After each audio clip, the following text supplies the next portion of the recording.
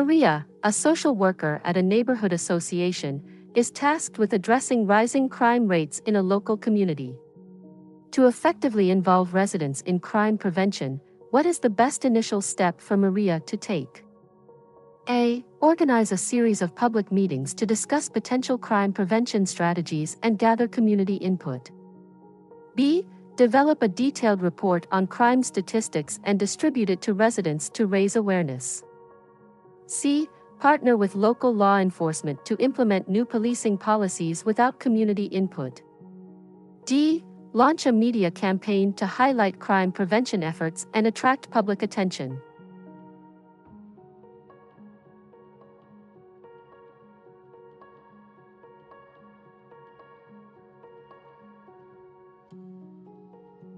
A. Organize a series of public meetings to discuss potential crime prevention strategies and gather community input.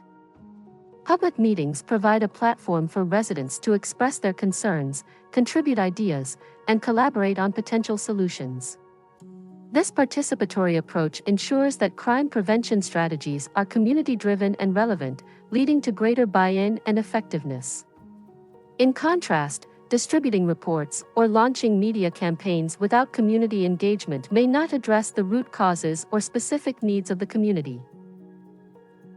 James, an environmental social worker, is leading an initiative to address toxic waste in a residential area. What should James prioritize as his first action to effectively tackle this issue? A. Partner with environmental advocacy groups to develop a joint action plan. B. Write a policy proposal to present to the local government for immediate intervention. C. Host a community forum to educate residents about the hazards of toxic waste and gather support.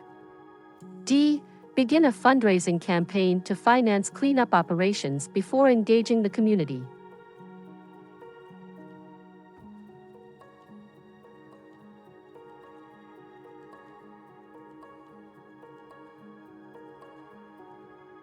C. Host a community forum to educate residents about the hazards of toxic waste and gather support. Hosting a community forum helps build awareness about the dangers of toxic waste and galvanizes resident support for the initiative. This foundational step is crucial for creating a unified community effort before advancing to policy proposals, partnerships, or fundraising. Educating and engaging residents ensures that they are informed, supportive, and involved in the cleanup process. Sarah, a social worker specializing in economic development, is working on a project to address local economic disparities. What is the most effective approach for her to empower community members? A. Organize job fairs to connect community members with employment opportunities. B. Increase local government funding for economic programs without community consultation. C. Conduct market research to assess the demand for various economic opportunities in the area. D. Offer financial literacy and budgeting workshops to equip residents with practical skills.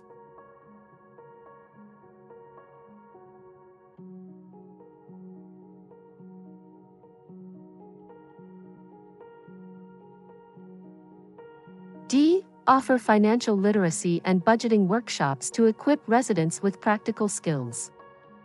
Financial literacy and budgeting workshops directly empower individuals by providing them with essential skills for managing their finances.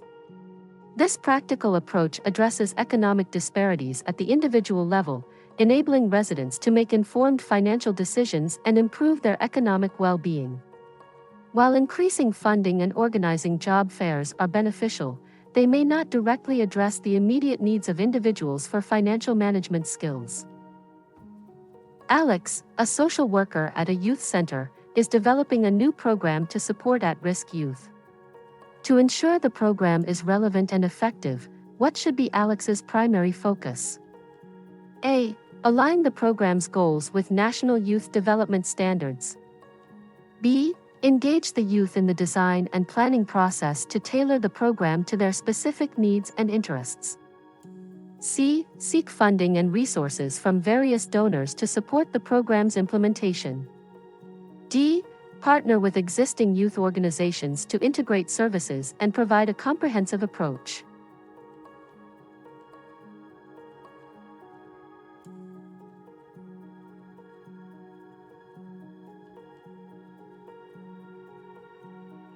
B. Engage the youth in the design and planning process to tailor the program to their specific needs and interests.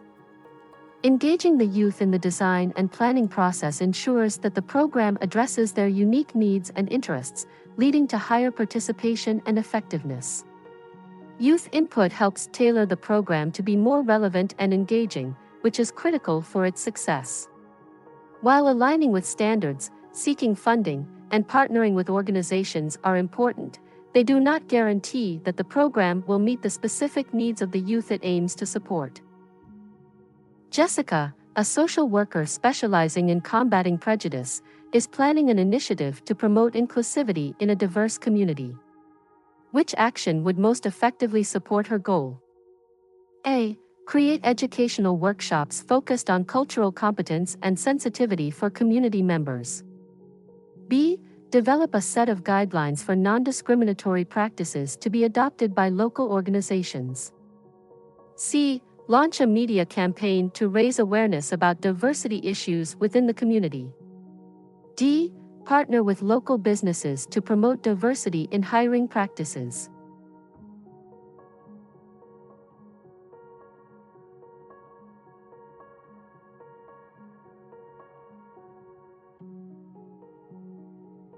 A. Create educational workshops focused on cultural competence and sensitivity for community members.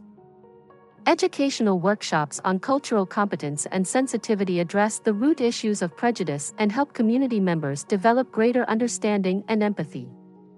This approach fosters inclusivity and can lead to meaningful changes in attitudes and behaviors. While guidelines, media campaigns, and partnerships are useful, they may not directly engage individuals in the learning and self-reflection needed to effectively combat prejudice. Tom, a social worker engaged in a housing development project, is facing resistance from local government officials. To overcome this challenge, Tom should A. Increase the frequency of community meetings to demonstrate widespread support for the project. B. Engage in direct dialogue with government officials to understand and address their concerns and objections. C. Submit a formal complaint to higher authorities about the government's resistance to the project. D. Shift focus to another project that may have more favorable reception from government officials.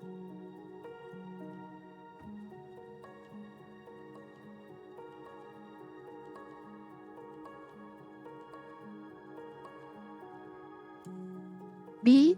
Engage in direct dialogue with government officials to understand and address their concerns and objections. Direct dialogue with government officials allows Tom to address their concerns and objections, potentially finding common ground and solutions that facilitate project approval. This approach is more constructive and collaborative than submitting complaints or changing projects, which may not resolve the underlying issues or foster productive relationships. Rachel, a social worker working on an environmental project, needs to assess the impact of her initiative to reduce pollution. What should Rachel focus on to evaluate the success of her project? A. Evaluate community satisfaction with the initiative to understand the public's perception. B. Analyze changes in local wildlife populations as an indirect measure of environmental impact. C. Track the number of volunteers participating in the project to gauge community engagement. D. Measure the reduction in pollution levels over time to determine the effectiveness of the initiative.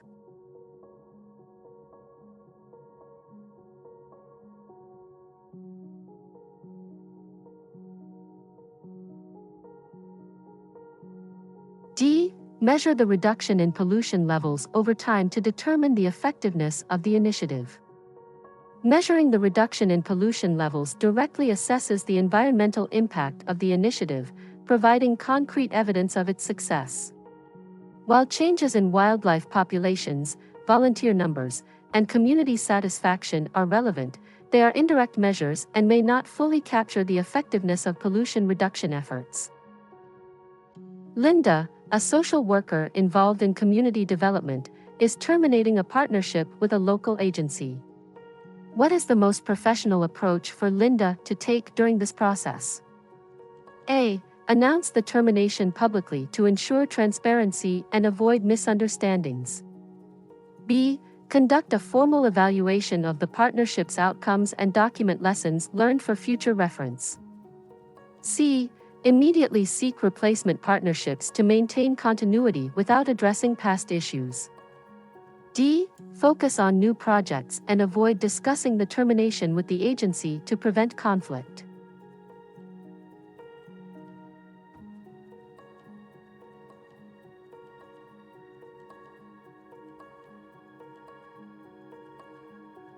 B. Conduct a formal evaluation of the partnership's outcomes and document lessons learned for future reference. A formal evaluation and documentation of lessons learned provide a professional approach to partnership termination, helping to understand what worked well and what could be improved in future collaborations. This reflective process is essential for maintaining professionalism and learning from the experience, unlike focusing on new projects or avoiding discussion, which may leave issues unresolved. When addressing local prejudice, Carlos, a social worker, plans to create a program aimed at increasing community awareness. What should be his primary focus for this program to be successful? A. Develop a comprehensive report on the current state of prejudice within the community. B. Partner with local media to cover stories related to prejudice and promote the program. C. Launch a series of workshops and training sessions on prejudice reduction and inclusivity. D. Establish a task force to investigate and address specific incidents of prejudice in the community.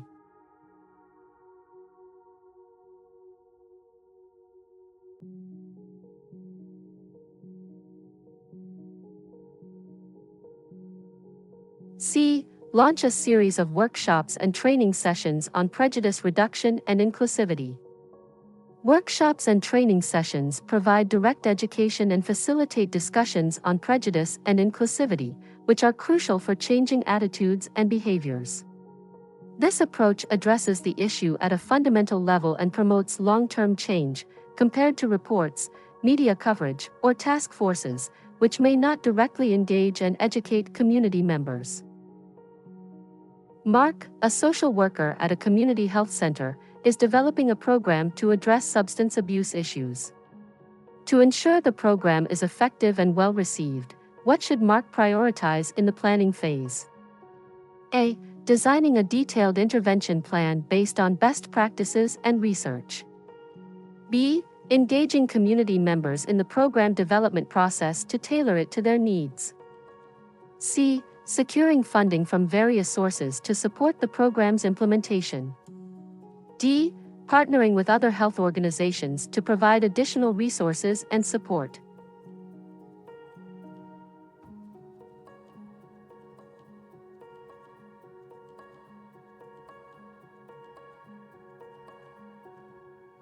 B. Engaging community members in the program development process to tailor it to their needs.